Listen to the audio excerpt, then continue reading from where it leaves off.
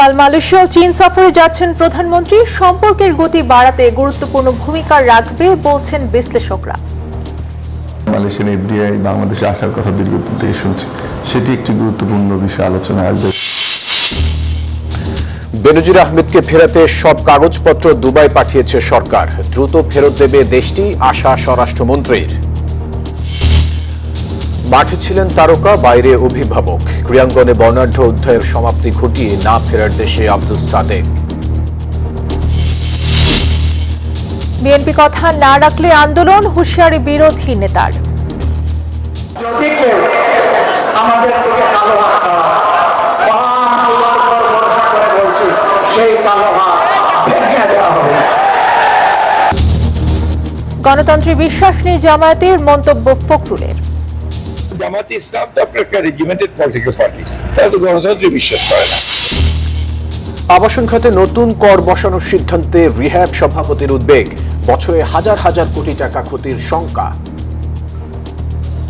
ব্যাংকের রেট কিন্তু 14-15-16%। তো 14-15-16% রেটে ইন্টারেস্টের টাকা নিয়ে সেই টাকা দিয়ে কিন্তু আসলে আবাসন ব্যবসা করা সম্ভব না। এবং লেবাননে ইসরায়েলি হামলায় নিহত 32, প্রতিবাদে হরমুজ প্রণালী বন্ধের ঘোষণা ইরানের। তেহরান ওয়াশিংটন আলোচনা শুরু কাল। দর্শক, স্বাগত নিউজ 24 সংবাদে। আর পুরো সংবাদে আপনাদের সাথে রয়েছে আমরা দুজন, আমি ফয়সাল মাহমুদ এবং আমি তাসনিম অর্থী। দেখছিলেন সুপার বোর্ড সংবাদ শিরোনাম। রাষ্ট্রীয় আমন্ত্রণে কাল মালয়েশিয়া ও চীন সফরে যাচ্ছেন প্রধানমন্ত্রী তারেক রহমান। সফরকালে দুদেশের সাথে 15 থেকে 17টি দ্বিপক্ষীয় চুক্তি সই হতে পারে। বিশ্লেষকরা বলছেন, মালয়েশিয়া সফরে সে দেশে বাংলাদেশের শ্রম বাজার উন্মুক্ত হবে, আর চীন সফরের মাধ্যমে আসবে বিদেশি বিনিয়োগ। আরও জানাচ্ছেন শাহ আলী জয়। নির্বাচিত হওয়ার পর প্রথম বিদেশ সফরে প্রধানমন্ত্রী তারেক রহমান বেছে নিয়েছেন মালয়েশিয়াকে। 21 জুন দেশটিতে 2 দিনের সফরে যাচ্ছেন তিনি। বৈঠক করবেন সে দেশের প্রধানমন্ত্রী আনোয়ার ইব্রাহিমের সঙ্গে। বেশি গুরুত্ব পাবে বাংলাদেশের শ্রমশক্তি পাঠানো এবং শুল্কমুক্ত বাণিজ্য সম্প্রসারণ প্রসঙ্গ। পরে 23 জুন 4 দিনের চীন সফর করবেন তারেক রহমান। বৈঠক করবেন প্রধানমন্ত্রী লি কিয়াং এবং প্রেসিডেন্ট শি জিনপিং এর সঙ্গে।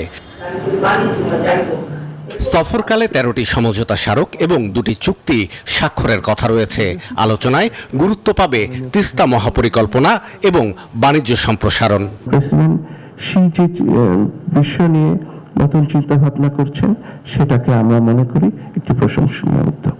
বিশ্লেষকরা বলছেন, চীন ও মালয়েশিয়ার সঙ্গে সম্পর্কের গতি বাড়াতে গুরুত্বপূর্ণ ভূমিকা পালন করবে প্রধানমন্ত্রীর সফর। এখন যেমন আমরা শ্রম বাজার খোলাটা গুরুত্বপূর্ণ, আমরা আশা করি যে শ্রম বাজার যেন প্রধানমন্ত্রীর সফরের পরে খুলে যায়, এটি যেমন আমাদের আগ্রহের বিষয় থাকবে।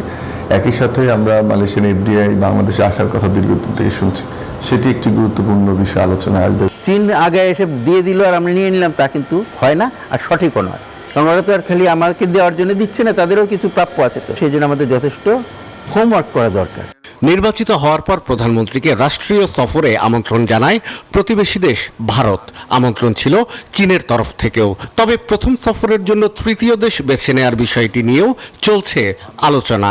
মালয়েশিয়া একটি মুসলিম প্রধান দেশ, তাদের সাথে আমাদের যে ফরেন রেমিটেন্স যেটা আসে, তার মূল অংশের একটা অনেক বড় আসে মালয়েশিয়া থেকে, এবং সেখানে প্রথম যাওয়াটাই যুক্তিযুক্ত বলে আমি মনে করি। এবং তারপরে হয়তো উনি চীন যাচ্ছেন এবং 2টি সফর একসাথে করেছেন ব্যস্ততার কারণ। স্ট্র্যাটেজি হিসেবে না দেখে আমি দেখতে চাই এটাকে যে একটা স্বাভাবিক সফর। উনি যদি প্রথমে চীনে যান, সবাই বলবে যে চীনের দিকে ঝুঁকে পড়ছেন, ভারতকে গুরুত্ব কম দেওয়া হচ্ছে। উনি যদি ভারতে প্রথমে যান, তাহলে বলে ভারতের সাথে নতজানু পররাষ্ট্র নীতি করা হচ্ছে।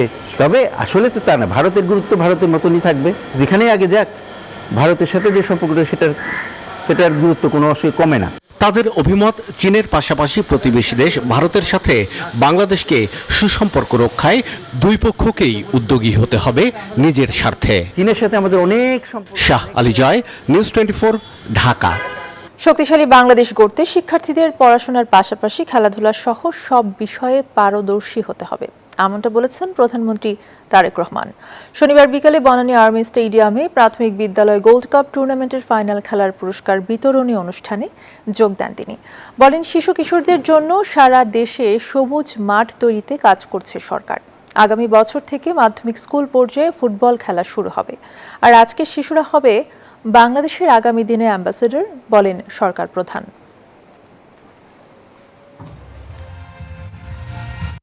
এই বছর সেকেন্ডারি থেকে এবং আগামী বছর প্রাইমারি থেকে আমরা প্রাইম মিনিস্টার্স কাপ ইন্ট্রোডিউস করব। পড়ালেখা বলো, কালচার বলো, সবকিছুতে তোমাদেরকে পারদর্শী হতে হবে। পারবে? তোমরা যদি সবকিছুতে নিজেদেরকে পারদর্শী করতে পারো, তাহলেই কিন্তু আমরা একটা সুন্দর বাংলাদেশ, একটা স্ট্রং বাংলাদেশ আমরা গড়ে তুলতে পারবো। ফুটবল দিয়ে আমাদেরকে চিনবে ইনশাল্লাহ, সুইমিং দিয়ে আমাদেরকে চিনবে ইনশাল্লাহ, হকি দিয়ে আমাদেরকে চিনবে ইনশাল্লাহ, টেনিস দিয়ে আমাদেরকে চিনবে ইনশাল্লাহ, সব রকম অন্যান্য খেলা দিয়েও বাংলাদেশকে তোমরা সারা বিশ্বে বাংলাদেশের অ্যাম্বাসেডর হবে তোমরা। সাবেক আইজিপি বেনজির আহমেদকে দেশে ফিরিয়ে আনতে সব কাগজপত্র দুবাই পুলিশের কাছে পাঠানো হয়েছে। দুবাইয়ের সাথে থাকা চুক্তির আওতায় দ্রুতই তাকে ফেরত আনা যাবে বলে জানিয়েছেন স্বরাষ্ট্রমন্ত্রী সালাউদ্দিন আহমদ। সচিবালয়ে 15 পুলিশ সদস্যকে পুরস্কার প্রদান শেষে এ কথা জানান তিনি। আওয়ামী লীগের প্রতিষ্ঠা বার্ষিকী ঘিরে অরাজকতা ঠেকাতে পুলিশকে সতর্ক থাকার নির্দেশনা দেওয়ার কথাও জানান স্বরাষ্ট্রমন্ত্রী। দুর্নীতি ও পাসপোর্ট জালিয়াতির মামলায় দুবাইয়ে গ্রেফতার বেনজির আহমেদের বিরুদ্ধে বাংলাদেশে 6টি মামলা রয়েছে। এর মধ্যে 14 কোটি 62 লাখ টাকার জ্ঞাত আয় বহির্ভূত সম্পদ অর্জনের মামলায় বিচার চলছে। বাকি 5টি মামলার তদন্ত কাজ চলছে। আপনাদেরকে কষ্ট দিয়েছি। সচিবালয়ে স্বরাষ্ট্রমন্ত্রী জানান, বেনজিরকে ফেরাতে আরব আমিরাত সরকারের কাছে প্রয়োজনীয় কাগজপত্র পাঠানোর সময়সীমা ছিল 30 দিন। তবে দুবাইয়ের আবেদন পাওয়ার পরের দিনই 144 পৃষ্ঠার তথ্য পাঠানো হয়েছে পররাষ্ট্র মন্ত্রণালয়ের মাধ্যমে। দুবাই সরকারের সাথে বাংলাদেশের যে সহযোগিতা চুক্তি রয়েছে তার আওতায় বেনজিরকে ফিরিয়ে আনা সম্ভব বলে আশাবাদী স্বরাষ্ট্রমন্ত্রী। 30 দিন নয়, তারপরের দিনই পাঠিয়েছে সমস্ত কাগজপত্র, ওয়ারেন্ট, মামলার বিবরণী সহ এখানে অনেক কাগজ দিতে হয়, সেগুলো আবার আরবিতে ট্রান্সলেট করতে হয়। আমাদের অফিসাররা রাতে 9টা পর্যন্ত কাজ করেছে। এটাই হচ্ছে স্বরাষ্ট্র মন্ত্রণালয়ের বর্তমান গতি। আশা করি গভর্নমেন্ট যথাযথ প্রক্রিয়া অনুসরণ করে খুব শীঘ্রই তাকে ফেরত দেওয়ার ব্যবস্থা করবে। যদি থাকুক বা না থাকুক, ইউএন চার্টার অনুসারে আমরা কিছু কিছু বিষয়ে স্বাক্ষরিত দেশ, সেখানে তারাও স্বাক্ষর করেছে। আগামী 23 জুন প্রতিষ্ঠা বার্ষিকী ঘিরে কার্যক্রম নিষিদ্ধ আওয়ামী লীগ অরাজকতা করতে পারে এমন শঙ্কায় পুলিশকে সতর্ক থাকার নির্দেশনা দেওয়ার কথা জানান স্বরাষ্ট্রমন্ত্রী। আমরা তো পলিটিক্যালি বলে যে it is no political party, এটা একটা মাফিয়া পার্টি। তো তারা বাংলাদেশে শৃঙ্খলা অস্থিরতা সৃষ্টি করতে চাইবে, তো পুলিশ বাহিনী তার দায়িত্ব পালন করবে, সেজন্য অ্যালার্ট করা হয়েছে। প্রশ্নের জবাবে বলেন, মোহাম্মদপুর বহু বছর যাবৎ অপরাধীদের অভয়ারণ্য, সেখানকার অপরাধীদের নির্মূলে পদক্ষেপ নেওয়া হয়েছে। ওভারনাইট মোহাম্মদপুরের মতো একটা এলাকা যেখানে বহু বছর যাবৎ একটা, আমি বলবো যে অপরাধীদের অভয়ারণ্য হয়েছে, সেটা ওভারনাইট নির্মূল করা সম্ভব হচ্ছে না। তবে আমরা কিছু পরিকল্পনা নিয়েছি। এর আগে আইন শৃঙ্খলা রক্ষায় কৃতিত্বপূর্ণ ও প্রশংসনীয় কাজের স্বীকৃতি হিসেবে 15 পুলিশ সদস্যের হাতে স্বরাষ্ট্রমন্ত্রী পুরস্কার তুলে দেন। শানাজি ইয়াসমিন, নিউজ 24, ঢাকা। বিশ্বকাপের আবেগে এবার রং ছড়ালো ব্রাজিল। হাইতির সাথে দাপুটে জয়, সেলেসাওরা ফিরেছে নিজেদের চেনা ছন্দে। আর সেই জয়ের আনন্দে হাজারো ব্রাজিল ভক্তের উল্লাসে মুখর হয়ে ওঠে ঢাবির টিএসসি এলাকা। সেলেসাওদের প্রতিটি গোলের সাথে ছড়িয়ে পড়ে মারাকানার সেই উন্মাদনা। মরক্কোর সাথে ড্রয়ের হতাশা কাটিয়ে হাইতির বিপক্ষে যেন চেনা ছন্দে ফিরল ব্রাজিল। আর সেলেসাওদের সেই দাপুটে ফুটবলে পুরো 90 মিনিট মুগ্ধ হয়ে রইল হাজার মাইল দূরে ঢাকা বিশ্ববিদ্যালয়ের টিএসসি। মিশন এক্সের আশায় আছি আমরা, যেহেতু নেইমারকে ছাড়াই এত ভালো খেলছে, সামনে আরো ভালো আশা করছি আমরা। এই ম্যাচে বিজয় লাভের মাধ্যমে আমরা অত্যন্ত আনন্দিত। আমাদের দৃঢ় বিশ্বাস আমরা মিশন এক্স এবারই কমপ্লিট করব। ব্রাজিলই, আর আর্জেন্টিনা নিয়ে কিছু বলার নাই। ম্যাচের শুরু থেকে শেষ পর্যন্ত টিএসসির আবহ দেখে বোঝার উপায় ছিল না এটি ঢাকার প্রাঙ্গণ নাকি ব্রাজিলের মারাকানা। প্রতিটি গোল, আক্রমণ আর শটে উল্লাসে ফেটে পড়েন ব্রাজিল সমর্থকেরা। এই খেলার ধারাটা ধরে রাখা দরকার। আমরা চাই এভাবে যদি খেলতে যাই আমরা হেক্সা মিশন কমপ্লিট হয়ে যাবে। ব্রাজিল তো অবশ্যই জিতবে, ব্রাজিল তো ব্র্যান্ড জিতেছে, অবশ্যই খুশি, তবে আরেকটু ভালো খেলতে পারতো। খুব এক্সাইটেড, আমরা হেক্সা মিশন সম্পূর্ণ করব। ব্রাজিলের জয়ের দিনে হলুদ সবুজের রঙে রাঙা টিএসসি যেন পরিণত হয়েছিল এক টুকরো ব্রাজিলে। পতাকার ঢেউ, স্লোগান আর আনন্দ মিছিলের মধ্য দিয়ে সমর্থকদের কণ্ঠে ছিল একটাই প্রত্যাশিত, এবার হেক্সা মিশন পূরণ করে বিশ্বকাপ ট্রফি ঘরে তোলার স্বপ্ন দেখতেই পারে সেলেসাওরা। মারাকানা থেকে ব্রাজিলের দূরত্ব প্রায় 15,000 কিলোমিটার। তবে ব্রাজিলের এই রাজকীয়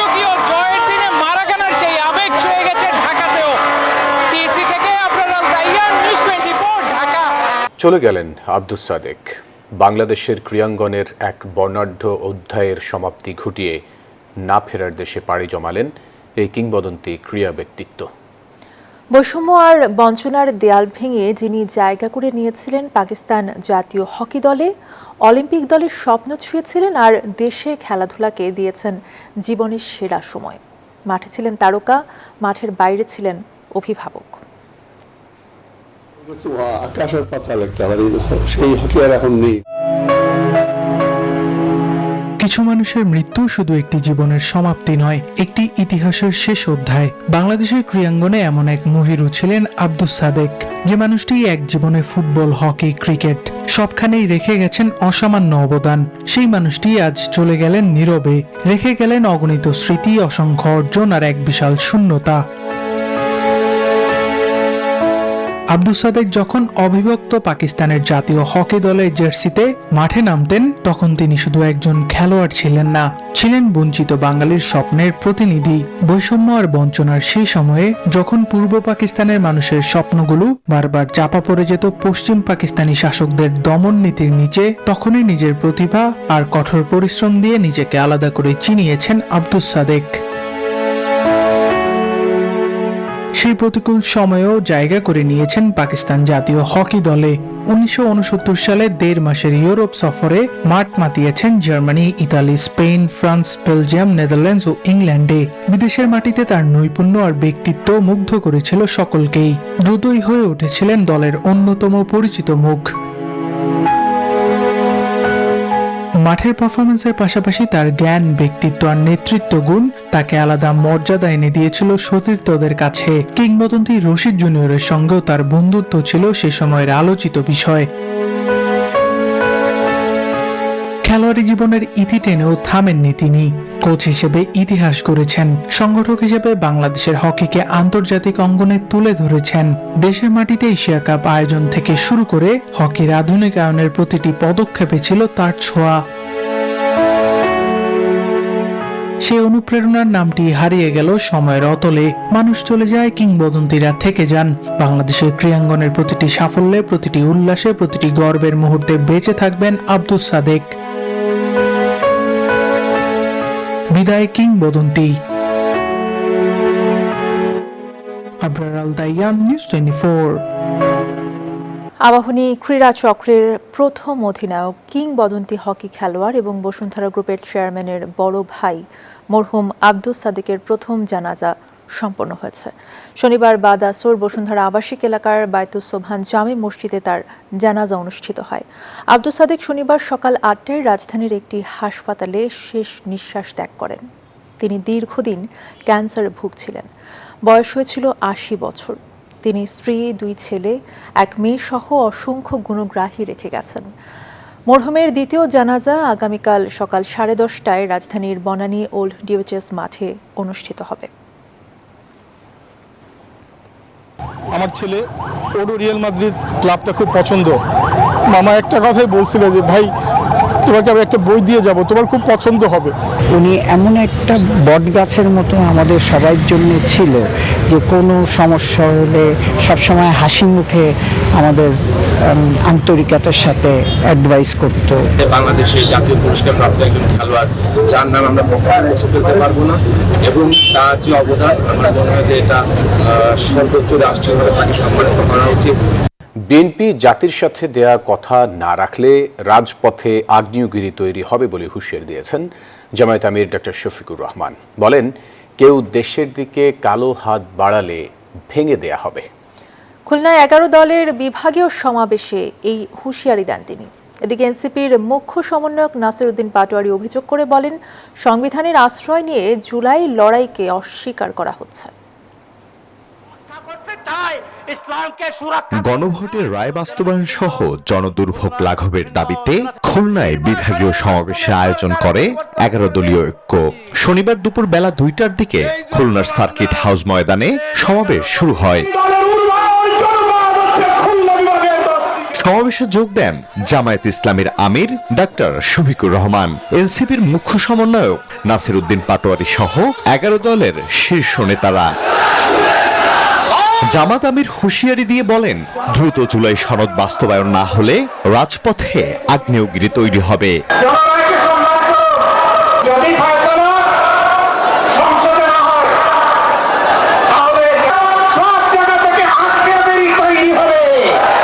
সীমান্ত ইস্যুতে সরকারের সমালোচনা করে জামায়াত আমির বলেন, কেউ দেশের দিকে কালো হাত বাড়ালে তা ভেঙে দেয়া হবে। যদি কেউ আমাদের দিকে কালো হাত আল্লাহর উপর ভরসা করে বলছি, সেই কালো হাত ভেঙে দেওয়া হবে। এ সময় খেলাফত মজলিসের আমির আল্লামা মামুনুল হক বলেন, অন্তর্বর্তী সরকার বিএনপির সাথে আতাত করে প্রতারণা করেছে।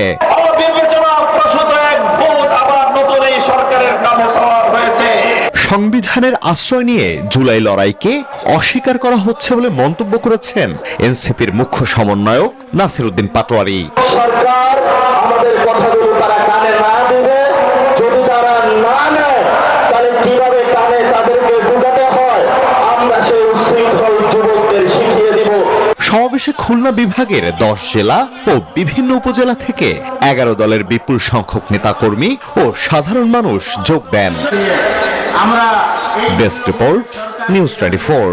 জামাত একটি রেজিমেন্টেড পলিটিক্যাল পার্টি যারা গণতন্ত্রে বিশ্বাস করে না, এমন মন্তব্য করেছেন স্থানীয় সরকার মন্ত্রী মির্জা ফখরুল ইসলাম আলমগীর।